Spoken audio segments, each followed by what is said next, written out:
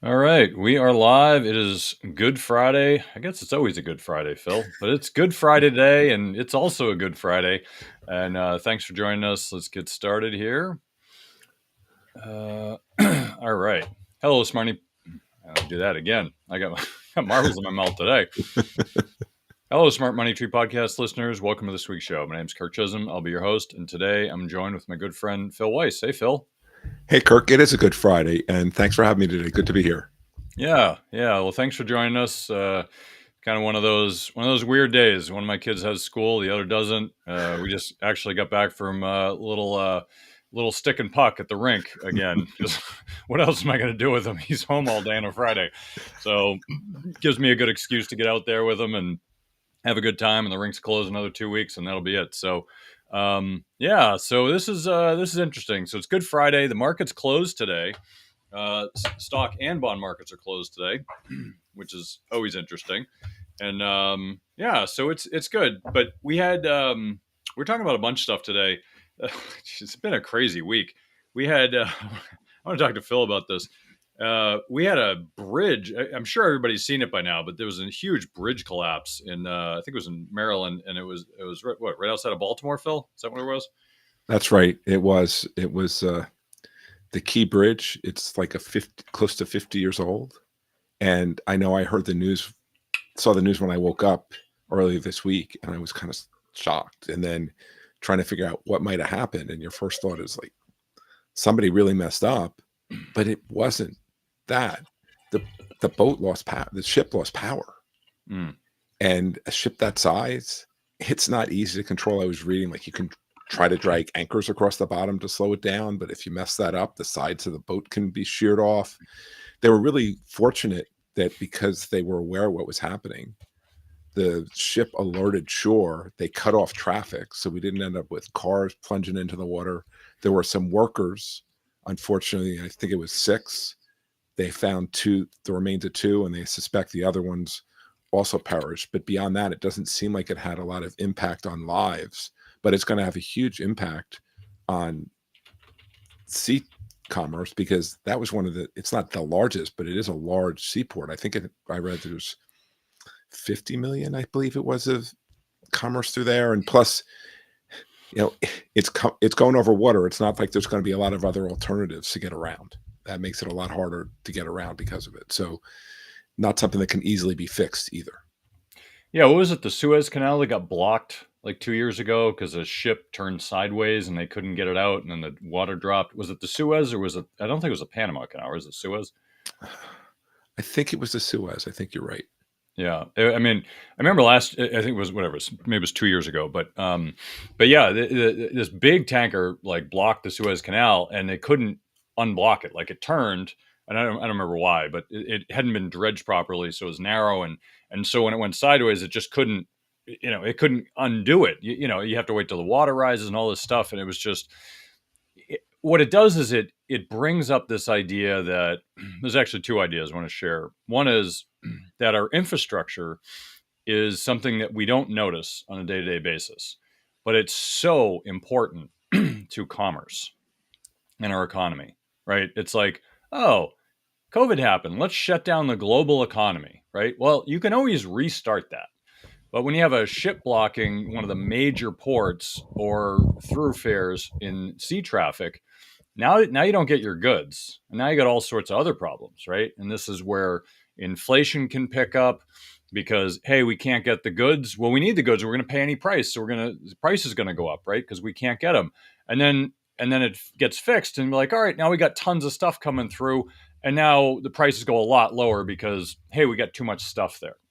And these are things that happen when you have a global economy that is a finely tuned machine like it was prior to COVID. It was so finely tuned that it wasn't resilient. It was efficient, but not resilient. And so when you design systems on efficiency rather than resilience, you're subject to one-off occasions, right? And there's this concept, Nassim Taleb talks about this, the concept of fragility.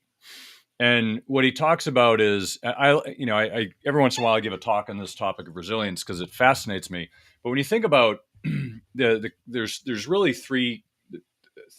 there's really two extremes, and then there's kind of a middle, right? One extreme is fragile, the other extreme is anti-fragile. In the middle, you have resilient. So if you think of fragile, an example might be, let's say you decide to sit on the couch for the next 20 years. Well, you're never going to get hurt, right? Because you're on the couch. What's the worst thing that can happen? You fall off, right? It's you live in your house, you never leave your house. The chances of getting hurt or injured or sick are close to zero. Great.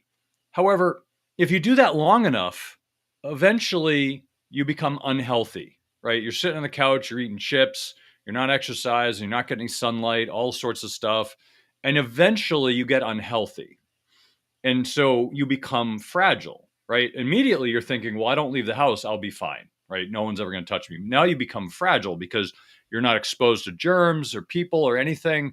And eventually you become overweight and unhealthy, and then you have other problems, right? You might have a heart attack, you might, be overweight and have other things, right? That is a fragile existence. You're eliminating your risk, right? Virtually, for this example, you're eliminating your risk, but because you're eliminating the risk, you're creating bigger risks later, right? Now, the example I always use for my talk is Tom the turkey, right?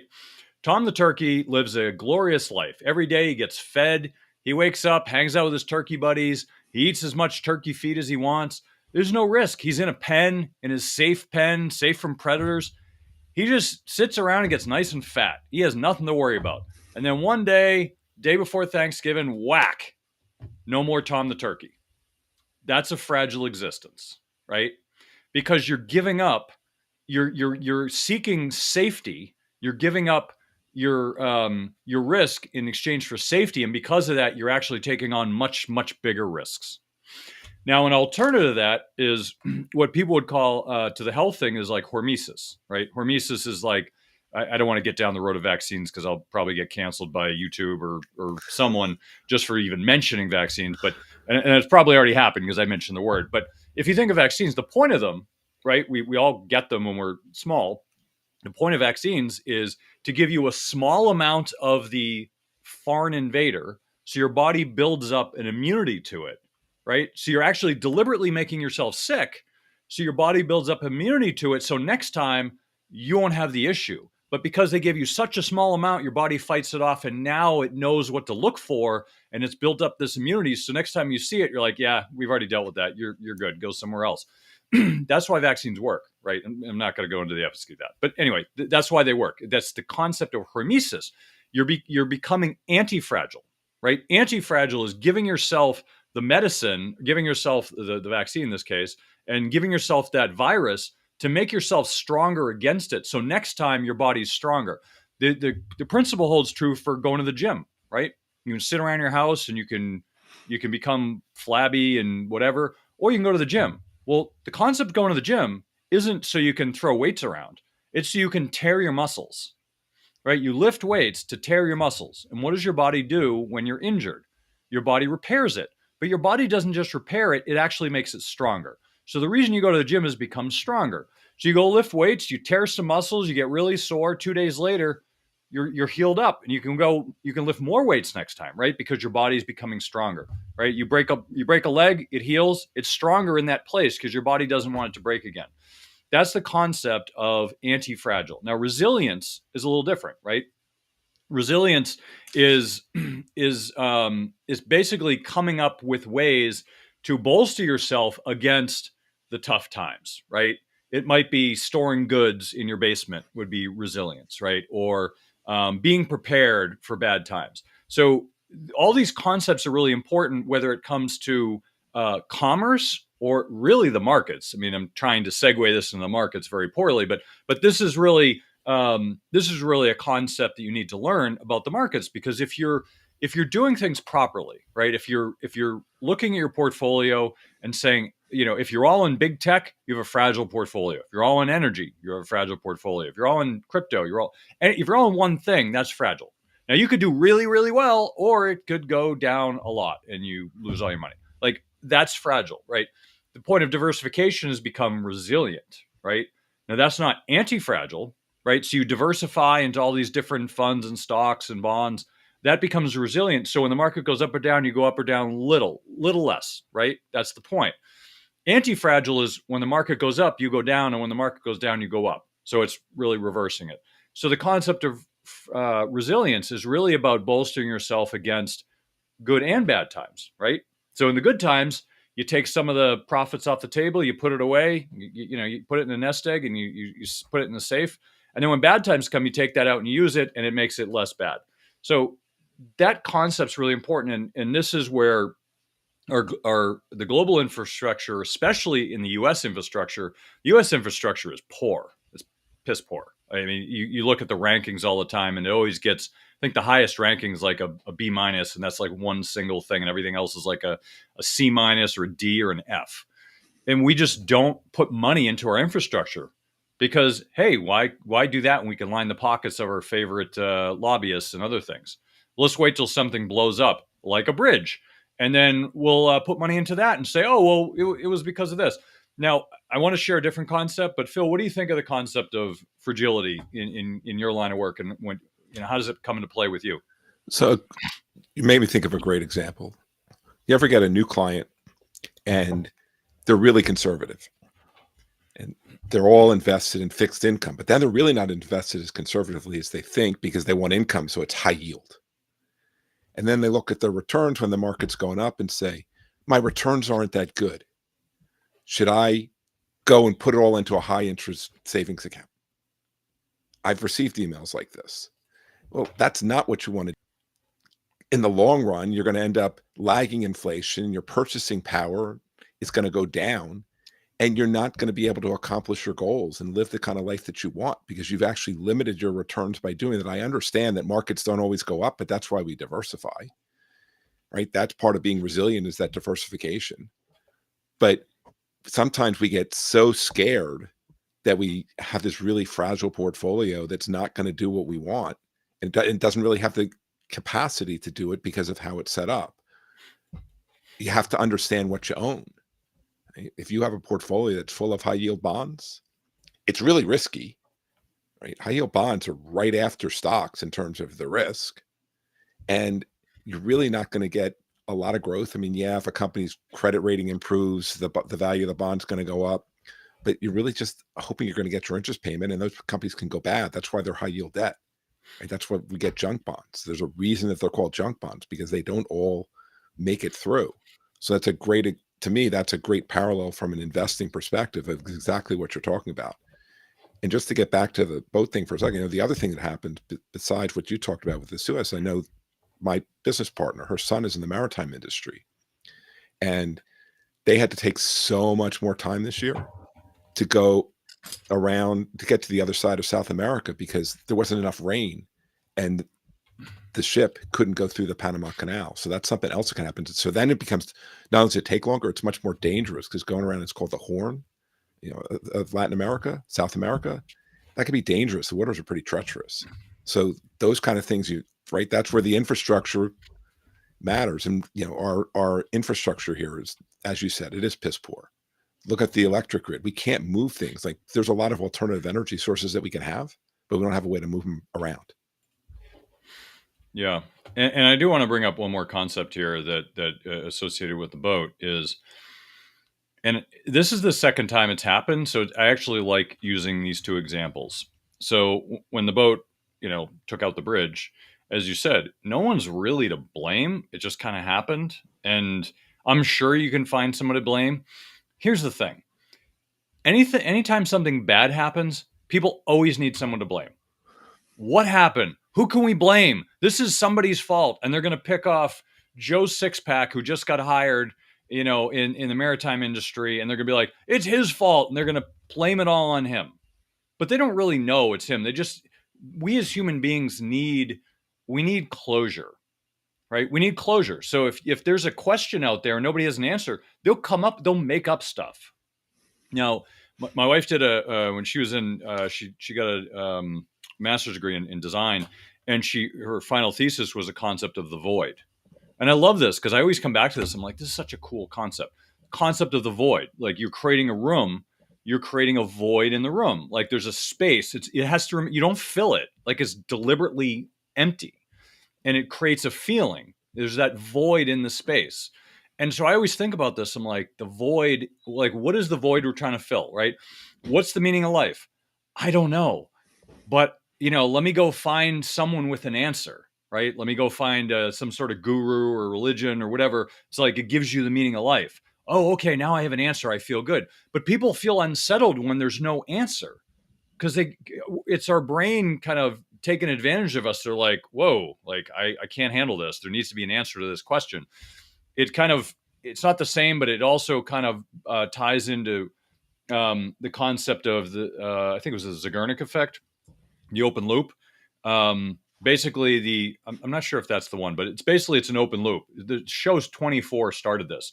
You start the show, yeah, and then at the end of the show, you leave a cliffhanger, and you're like, oh my god, what's he gonna do? What's Jack gonna do now? And then you're like, I can't wait till next week, and you're on pins and needles all week, and then the show starts. 5 minutes, they wrap up the cliffhanger, and then they get onto the show. And then at the end of the episode, oh no, another cliffhanger, something else is gonna blow up, right? Like that's the open loop. 24 was the first show that did it, and it was just mind blowing. Everybody loved the show. So now every show does this. And if you go on Netflix, the reason you binge watch is because you can't stop watching. I know, because I have this problem.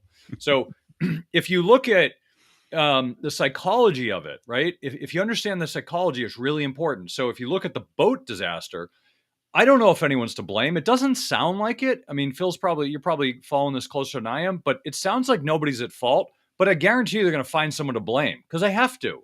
Because this stuff doesn't happen on its own.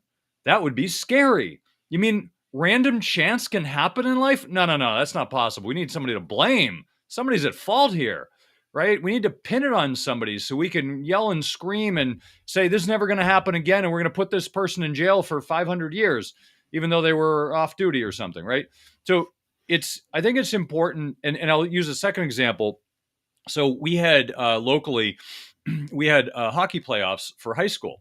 And I believe it was St. John's versus Winchester, and it was tied. I forget the score. I think it was 2-2, but it was tied going into like seconds left in the game.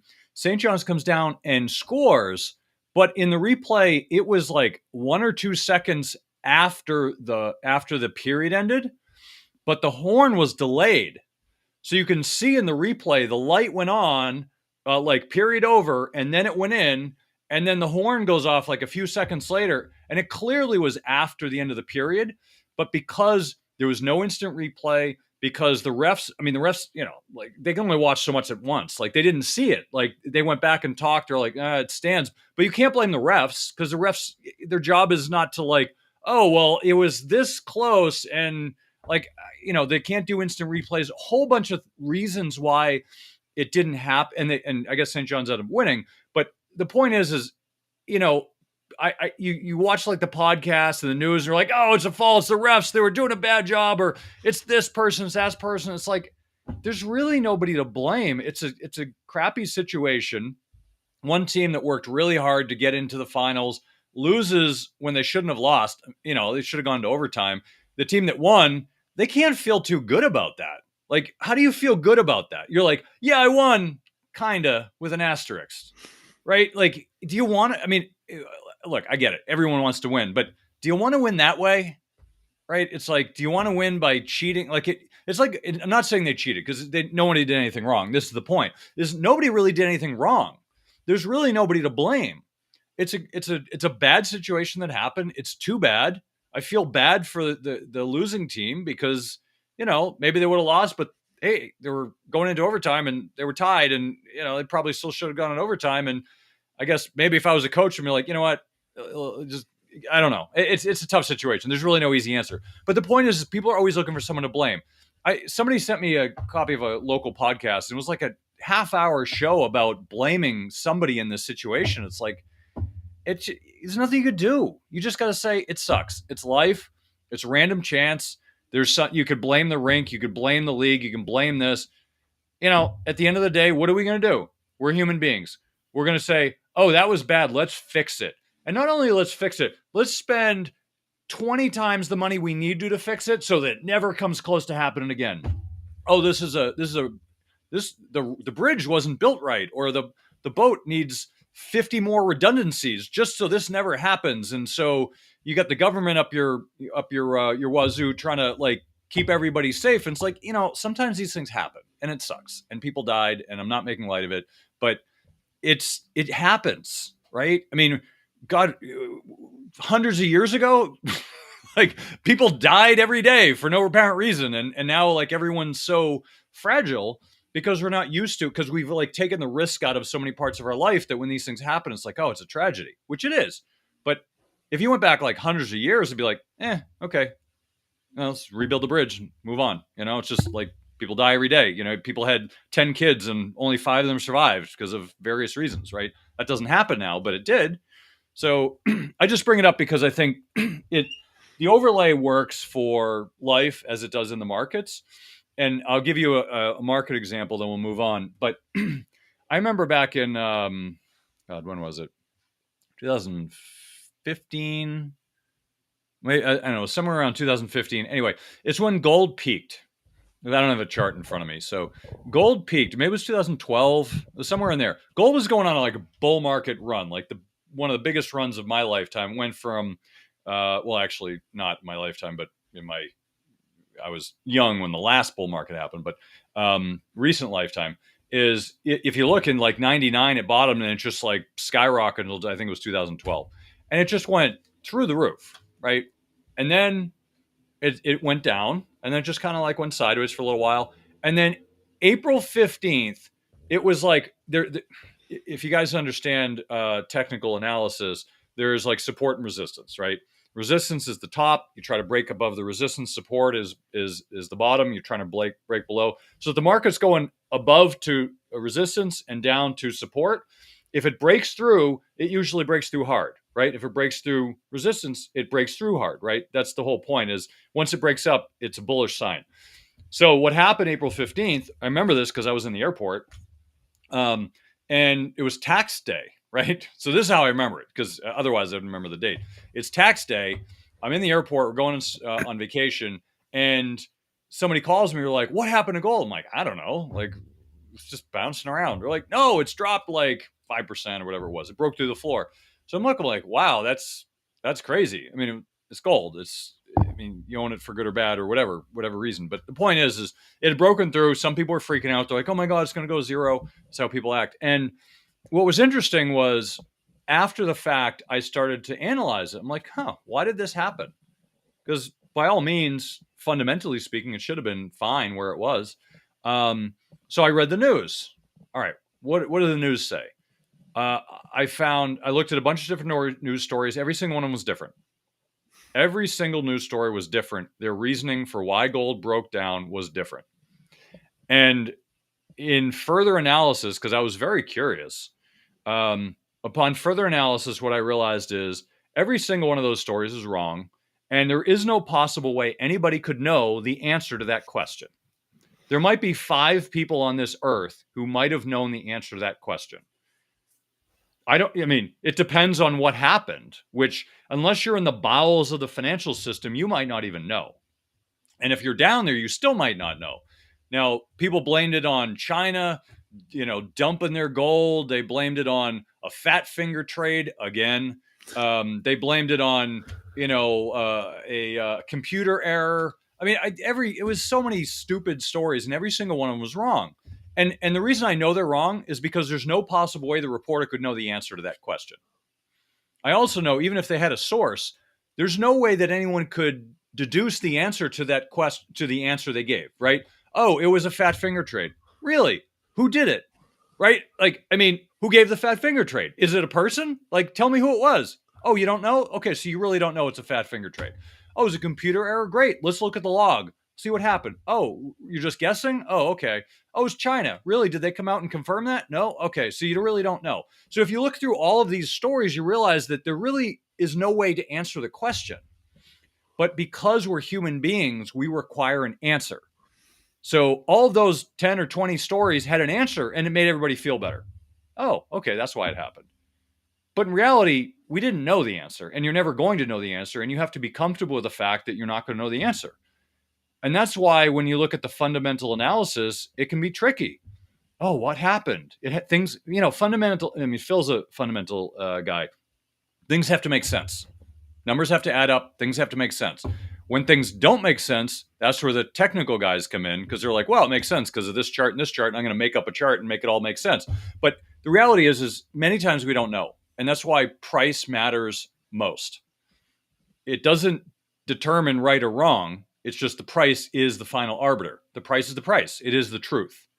And you don't have to agree with the truth.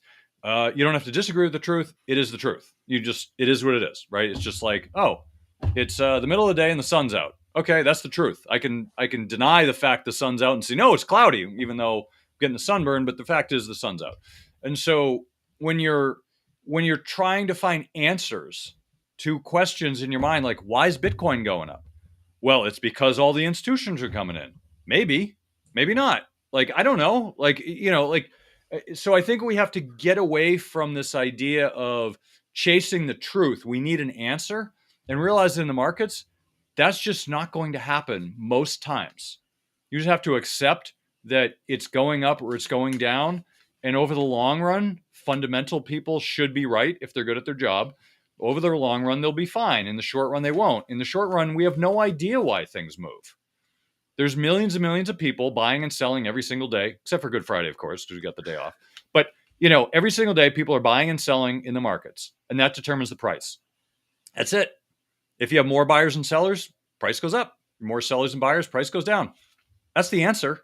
It may not be good enough for people. If people feel like, I need more of an answer than that. Okay, well, good luck, because you're never going to find it. You're going down a rabbit hole and there's not an answer at the end of it. There's just more questions. So I don't know. What are your thoughts, Phil? As you're telling that story, I'm thinking back to when I was an analyst and I covered energy stocks, so oil and gas. And I used to hate the question, Phil, why is this stock moving today? Or why are oil prices moving today? I don't really know for sure. It's just all guessing. There's no way to know. I always love to tell people when you ask me, so what do you think is going to happen?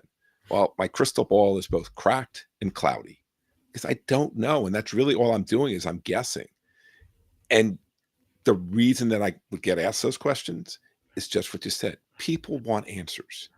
Even if they're not right, even if there's not really a basis for them, they just want an answer. They want an explanation. You go back to the ship for a second. Like I was listening to a podcast earlier today. And they're saying some people, I don't want to get political. I'm not going there, but people were blaming it on DEI. People were blaming it on the right. People were blaming it on the left. None of us had anything to do with it. The ship lost power. It wasn't a conspiracy of like somebody tried to break the grid, like all these things. It's just people want answers and they want to blame. So it's not just wanting answers, but then they want to blame somebody because it makes them feel better if they can find somebody to blame, to pick on. And it's really not the right way to go because, Mark, as you said, the bottom line is when something goes up, there's more buyers than sellers. When it goes down, there's more sellers than buyers. That's the only thing that we know for sure. Yeah. Yeah, it's funny. I'm going to share a news clip. So I went on Google and I just typed in recent inflation, I think was the metric. Anyway, so I got the top stories. I actually like this little snippet because it just shows a bunch of headlines from different places. So this is top stories, Federal Reserve's February inflation gauge. If you read through them, you'll see U.S. inflation ticked higher last month, reversing some recent progress. Inflation gauge shows price pressures easing. Fed doesn't need to be in a hurry to cut rates. Inflation gauge rose 2.8 annually in February as expected. Inflation down from its peak. Fed is prioritizing its dual mandate more. Gold price rally isn't about inflation this time. Like if you look at all these, they're all over the map. Some are saying one thing, some are saying another. And Fed's favored inflation gauge rose 2.5% in February. I mean, like if you look at all these, you're like, these are all over the map. Like, what are they trying to say? I have no idea. They're just trying to get your eyeballs to click. Like you're gonna find one. You'll be like, ooh, I like this one because it aligns with where my head is. Are you going to click on the one that's against your thinking? No, you're not. You're going to click on the one that aligns exactly how your brain is wired. You're thinking, oh, I don't think the Fed is going to cut rates. Ooh, let me click on the Bloomberg article. It says they reiterate they don't need to be in a hurry to cut rates. We've been saying this in the show for like a year. Like they're going to stop around 5.5, and then they're going to stay there. And everyone thought in December, hey, we're going to cut rates like 6-7 times. I'm like, nope, that's not going to happen. And slowly, we're a quarter in, and we're no further to cutting rates. And according to this, Powell reiterates, don't need to be in a hurry to cut rates. Yeah, no kidding. Thanks, Jerome. You could have just listened to the show. We would have told you that. And so I would click on that one because that aligns with my thinking. And I'd look at this other one, and it's like, ooh, I don't know if I want to click on that because that doesn't agree with me.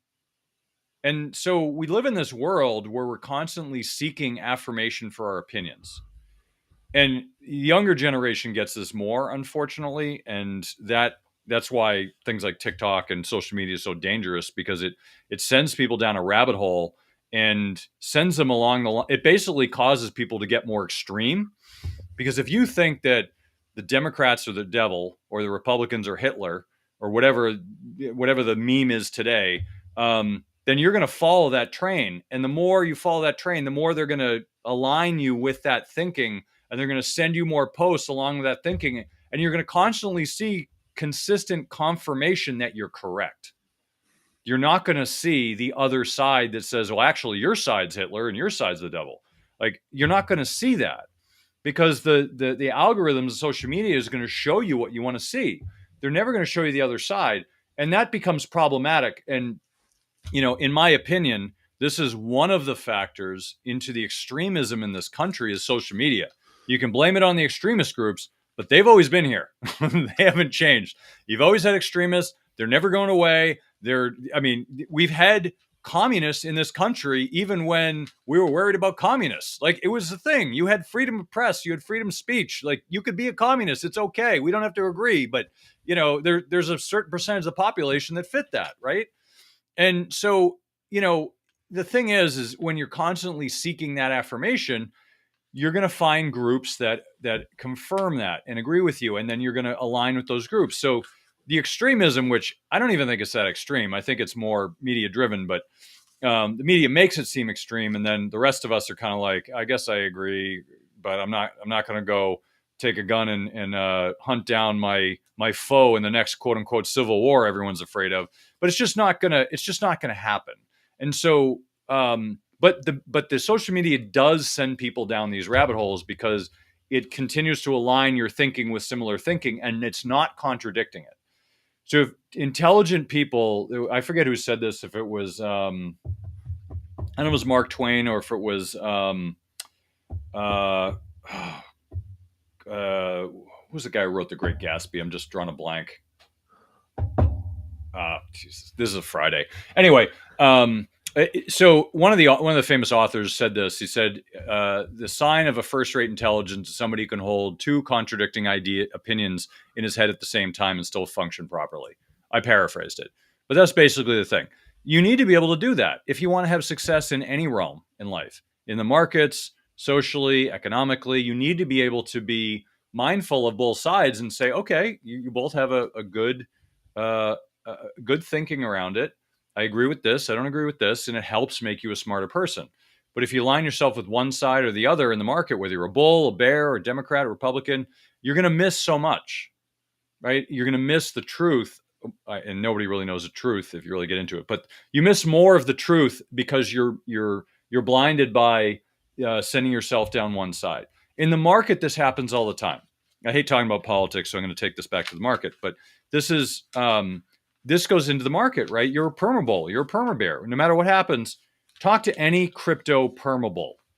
No matter what happens, they always will give you a reason why it's going to keep going higher. Every single day. It's going down, it's going up next week. I'll tell you why, because this is going to happen. Then that thing happens. Oh, well, it's going to happen next week. It's like these people think the world's going to end on this date and it doesn't end. They're like, well, actually, we misinterpreted it. It's 5 years from now. And there's always some reason to get people to think that, oh, something's going to happen. Same thing with permabulls and permabears, is they always have this same thinking and they can't change their thinking because they're not mindful of the fact that they could be wrong. I mentioned this in the show a few weeks ago, and I'm not going to mention the person's name because he's got more money than me and I don't want to get sued. But I heard a debate between two thinkers in this space, and one of them sounded like complete buffoon. And it was, no matter what, the other one was asking good questions. He asked a question to the guy because it was a debate. He's like, so at what point do you think that your opinion would be wrong? He's like, I'm not wrong. He's like, I can't be wrong because this and this. And he goes off on a tangent. He's like, yes, but at what point would you say, okay, I understand. I believe what I'm saying, but at what point could I possibly be wrong? And he's like, it's not possible. That's buffoonery, right? If you can't be wrong, you're a buffoon. Everybody can be wrong, right? We're never like, unless you know the future, you're bound to be wrong at something.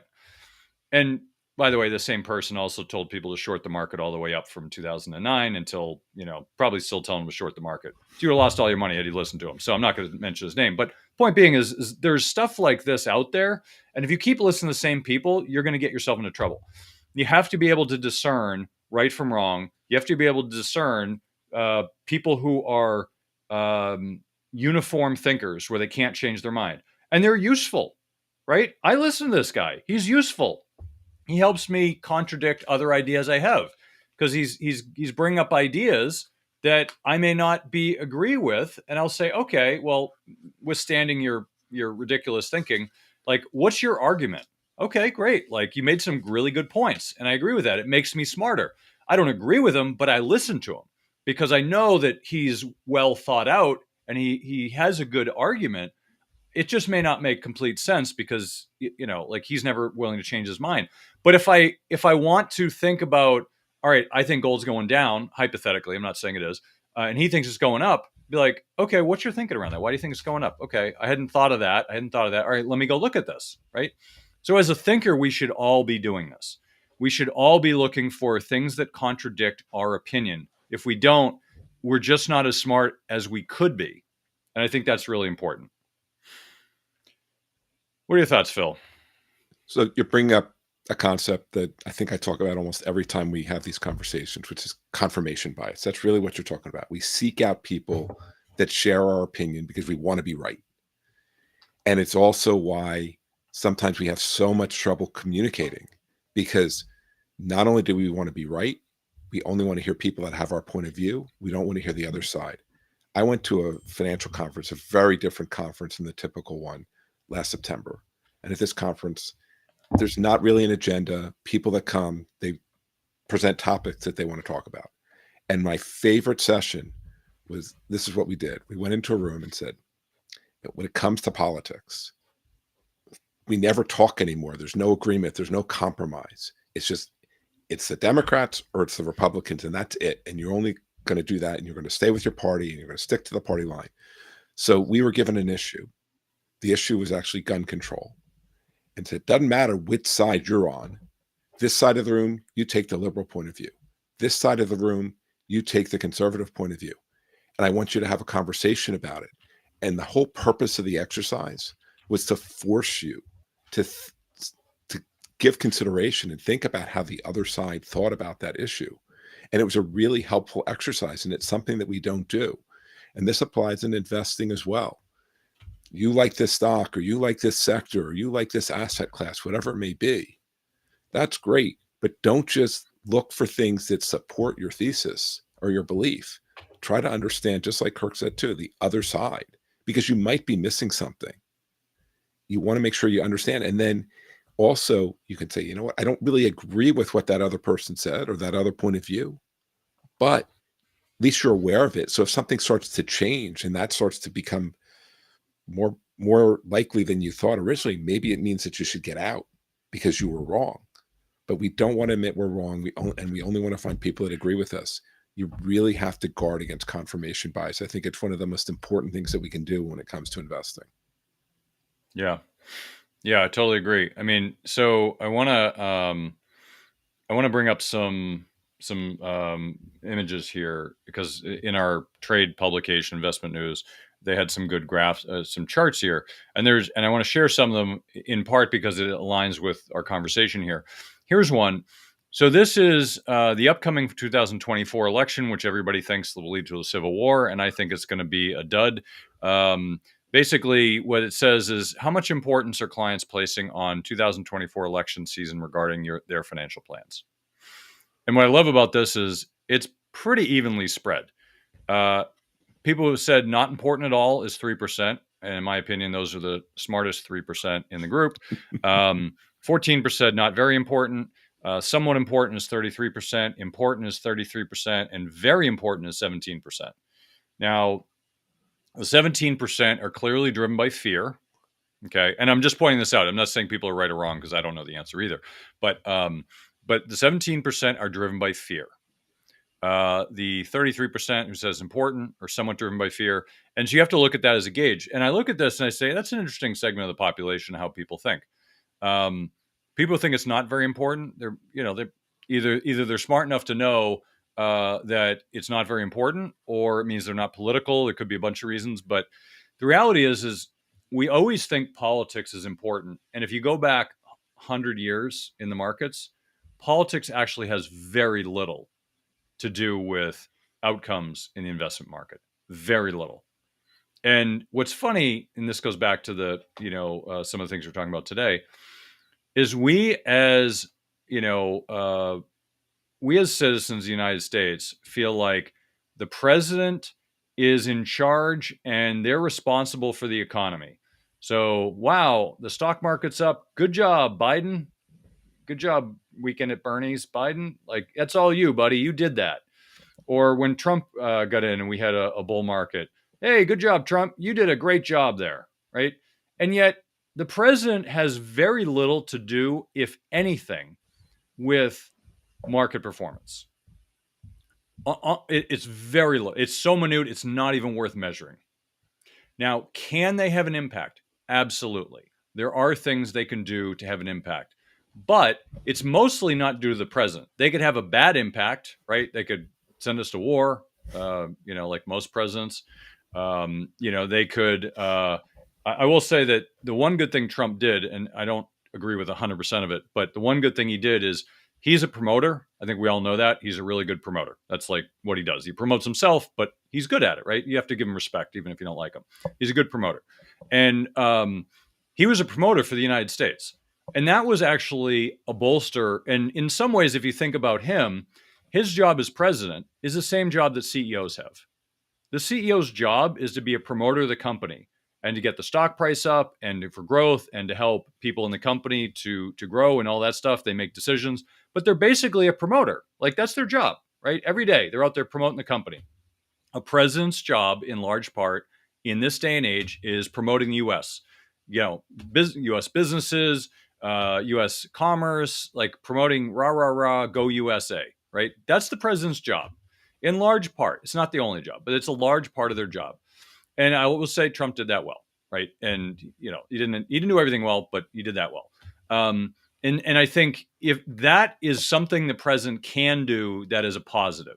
Now, for the most part, anytime, like, I had this argument with a buddy of mine a while ago, and he's like, well, Bill Clinton was the best president because look at the stock market under him. Like, really? Did Bill Clinton invent the internet? I thought Al Gore invented the internet, right? Bill Clinton didn't do that.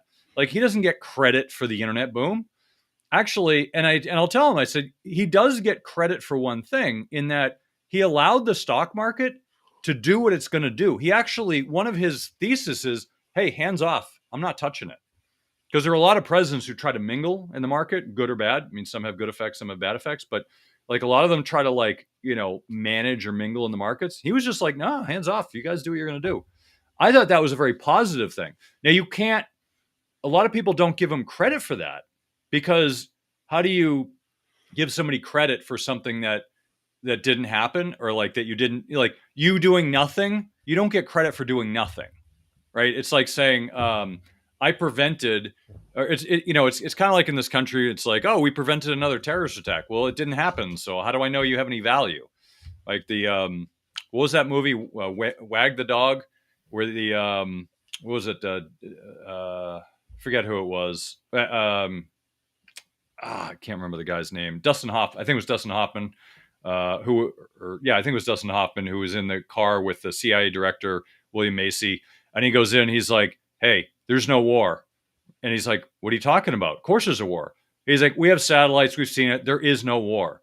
And he goes into this great monologue about well, this country, if the result, that like the end of the speech was like, and if there's no war, why do we need you? And William H. Macy's like, have a good day, sir.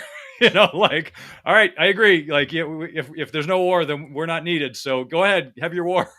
And it just brings up the fact that, you know, I mean, all of this stuff kind of wraps together. So if you're thinking about politics, politics has very little to do with outcomes of the markets and has very little to do with outcomes of the economy. Does it have an impact? Absolutely. Is it significant? Absolutely not. But we disproportionately worry about it. So looking at this, the impact of elections and financial plans, that's that's not what it should be. It should be somewhere, the concern, if I had to put a concern on the elections, it would be maybe 10, 15%. What's the probability that the election will have a huge impact in the market? 10, 15%. I would probably also give 10% chance to aliens coming down and taking over the world, right? It's that low of a probability in my mind. Maybe it's 5% on aliens, but anyway. But the point being is if you really look at probabilities, it's really not high up on the spectrum. Now, if you look at this other one, which I think is really helpful as well, which is what is stressing out clients, and this is apparently a survey from clients about what's stressing them out. And so this is done by Janice Henderson. Yeah, it's a survey, I think, of their clients. And it says the US presidential election, very concerned, are 49%, 29% are somewhat concerned. Persistent inflation, 35% are very concerned.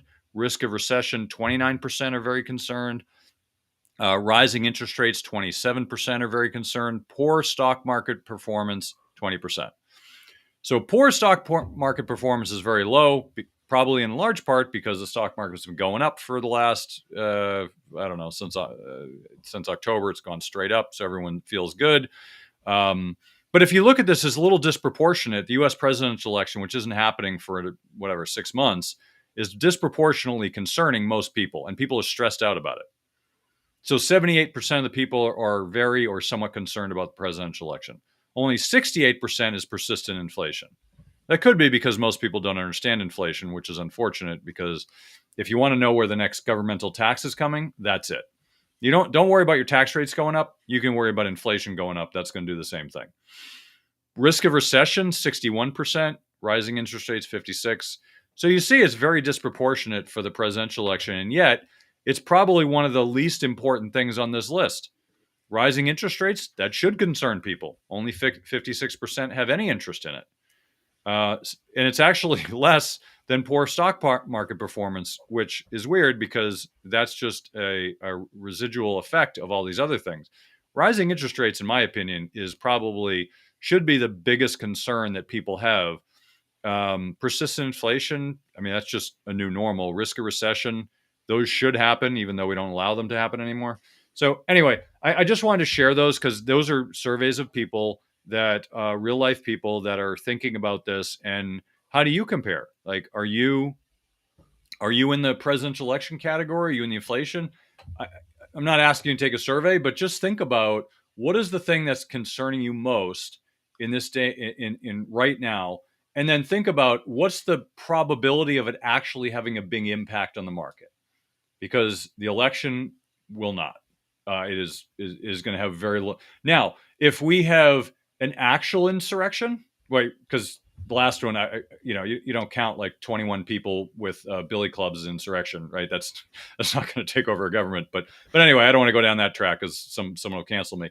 But the point is like, are we going to have a civil war? No, we're not going to have that. And anyone who's telling you that's just trying to get your fear sensor up. But if you're looking about what's worrying, yeah, a recession should be worrying, right? High inflation or persistent inflation should have some concern, right? Eventually, that's going to impact people. It's starting to. We didn't have any chance to go over the charts in the show this week. We'll probably do it next week. We got tons of charts, but yeah, I mean, here's one. I'll share one before we kind of give it to Phil to wrap it up. But here's one that I saw, and I had to share it. Interest rates on U.S. credit cards. So this chart is comparing 30-year mortgages, auto loans, personal loans, and credit card. And these are rates, annual rates that they charge. So the low rate was somewhere around 3 for 30 years. That was the low. The low for auto loans was a little under 5. The low for personal loans was somewhere around 8. The low for credit cards was probably somewhere around 12. Now I can attribute that that's not the low because I had lower credit card loans than that. I think it was like sevens for one of them. But anyway, but if you look at it, they've spiked. So 30 years, somewhere around seven. It's actually probably higher than that. It's probably 7.5. Auto loans are somewhere around 8. Personal loans are somewhere around 12.5. And then credit card debt somewhere around 22. I'm pretty sure it's more than that because I have good credit, and I think my rate's like 30%, even though I've never had an issue. So they're just trying to just stroke people now. They're just gouging people because they can. But the point is if you're looking at this, rates are spiking, and this is going to impact a lot of people. You're going to start to see a lot of credit card debts. You're going to start to see foreclosures and bankruptcies over the next year or so. I'd say probably mid-year, you're going to start to see some economic factors tick up in these areas because people are running out of money and they're running out of credit. So just be aware that even though the recession is not imminent, it doesn't mean that it's not going to happen, and you just have to be aware because the stock market right now is feeling a little bit too bullish for me. It feels a little bubbly, and it doesn't mean it can't keep going higher, but you should have one foot on dry land at least. Even though you can watch the market go up, at least have one foot on dry land so that if something happens, you can manage your risk. So, Phil, final thoughts from you. So a couple things I want to bring up. When I think about that first chart that you showed and people's concern about the election, there's a lot of recency bias that comes in there too. And what do I mean by that? What are people hearing about now? We have an election that is not that far away. It's 8 months away, 7 months away, but it's in the news a lot. There's a lot of stuff going on. So we hear about it. So just the fact that we hear about it, oh my God, that must be something that we have to worry about. That's what happens. We take what we hear now, and that's what we get fear around that. And that's doesn't mean I'm not really that worried about the elections either. I don't really factor it in that much when I'm thinking about how I invest because I've seen the data. And as you said before, it doesn't really have a big impact. The other thing that I just want to add, because I've seen this, the credit card industry and those rates, it's so predatory. And it's even worse because I've seen cases where people have credit cards with all that interest on them, and they have their total combined credit card lines are more than their income. How does the system even let that happen? That just should never happen because that's somebody that's not going to be able to pay it off. If they owe more than what they earn, how can they ever pay it off? And then you got these ridiculously high rates. So then it puts somebody in a hole. They probably did it because an emergency came up and they had no other choice. And it's nice that there was something there to help them. But then they have these really high rates. And unless their fortunes change, they're now in this spiral where they're never going to be able to get out. And that's what our system allows. And part of the reason that my firm is called Apprise is because that means to inform. And the whole system that we have, people just we don't teach people financial literacy. And it's really a shame because it lets so many of these things get out of control. And then you have people and companies that are willing to and able to take advantage of it. It just doesn't seem right to me.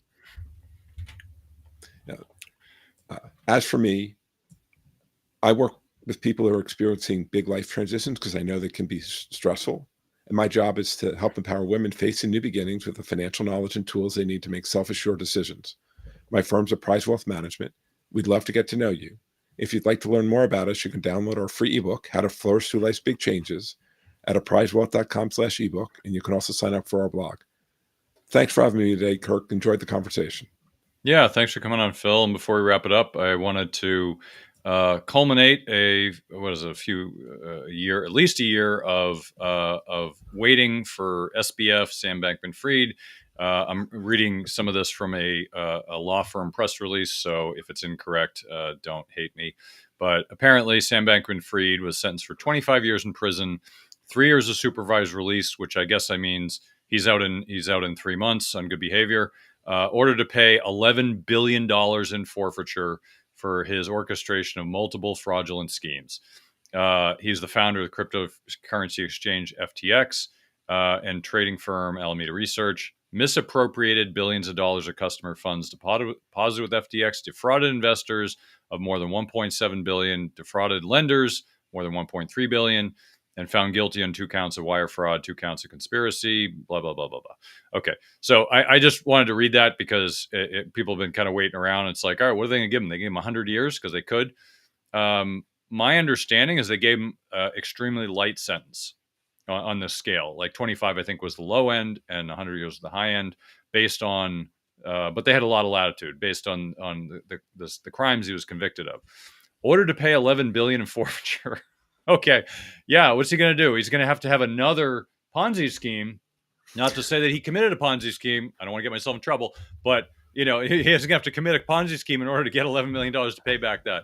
I mean, what kind of ridiculousness is that? I mean, I have to ask. I mean, because I think they, when Alex Jones was convicted, I think they said that he owed like $100 billion. I don't know what the number was. Some crazy number. It was like 100 times like the highest number ever, and it was just to make a point. It's like, what point are you making?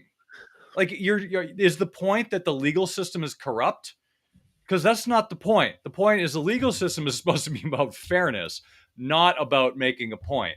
I get it, and like I'm not commenting on crimes or anything like that. I'm just saying, like, is the legal system really a political arm now that the point is to make a point? I mean, I look at this and there's a lot of things wrong with the whole FTX kind of bankruptcy or whatever, because crypto's gone a lot higher since, and a lot of people are complaining. They're like, hey, wait a minute, we should be getting our money back because crypto went through the roof since then, so we should be getting more. And it's just, good luck to those people, the trustees in charge of that. So that's a lawsuit waiting to happen right there. Anyway, I just wanted to talk about that because that's kind of a culmination of a lot of people waiting. It's interesting. I'm sure plenty will be written about it. I'm not a legal scholar, so I'm just reading the press release, and everybody can make of it what they want.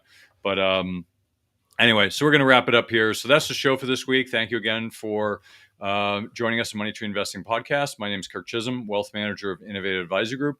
We don't just manage your wealth, we make your life better. You can find more about me at innovativewealth.com. And of course, you can find me every week here on the show. Please remember to subscribe to the podcast and the podcast app of your choosing. You can also check out the show at moneytreepodcast.com. On our website, you'll have access to the show notes, resources, and the archive shows. Also, we're now on YouTube. Please check out our YouTube channel. If you're there, say hi. When you're there, please subscribe and leave a comment. Lastly, please leave a shorting and comment on the podcast app of your choice. Oh, and don't forget, do your own research. This show is for informational use only. We're not telling you what to think, merely how to think about investing. We're also not selling any products or services, and do not consider this advice. If you have any problems with the show, I blame Putin. Please send me an email and express your feelings. If you're seeking financial advice, talk to an oracle or a fortune teller, or maybe just a licensed financial advisor. I'm one, but as I said earlier, I'm not selling anything. But I'm easy to find. And one more thing. I'm not a legal scholar. Please don't take legal advice from me on this episode. Please disregard everything I said because I'm sure something in that was wrong. Anyway, have a great week ahead, and remember, no one will care about your money like you do. So invest in your life.